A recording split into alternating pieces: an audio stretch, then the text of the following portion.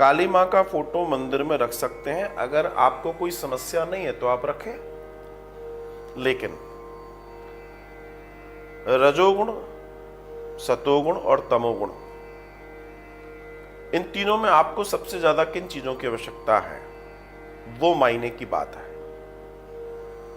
अगर रजो और सतोगुण से आप आगे बढ़ रहे हैं तो फिर आपको काली की तस्वीर की जरूरत तो नहीं है। देखिए क्या होता है, काली में बहुत शक्ति है, हम ऐसा मानते हैं, लेकिन उतनी ही दुर्गा में, उतनी ही लक्ष्मी में है। बस ये है कि कार्य करने का अपना अपना दर्शन है। मैंने नोटिस किया, जब मैं 10th या 9th या 10th 11th ऐसा कुछ रहा होगा, तो मैंने काली के बारे में काफी पढ़ा, और पढ़कर मुझे ये समझ में आया कि काली की उपासना करनी चाहिए। और मैं भी एक तस्वीर ले आया और मैंने अपने कमरे में उस तस्वीर को स्थापित भी कर दिया। क्योंकि क्या होता है कि कई बार हमें कोई बताने वाला नहीं होता, हम अपनी मर्जी से कार्य को करते हैं।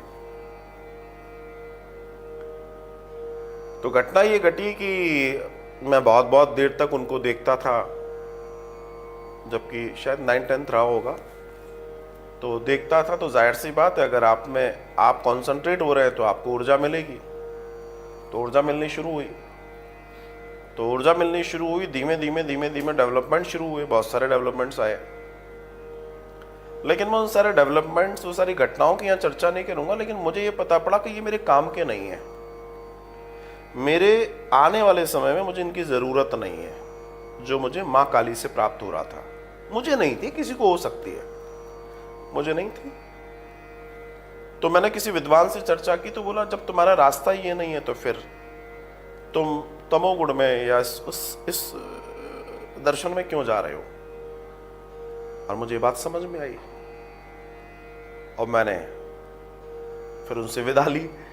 तो ये आपका दर्शन है, अगर आपको लगता है तो ठीक है, वरना आप किस गुण को प्रधान अपने जीवन में करना चाहते हैं, ये विशेष है।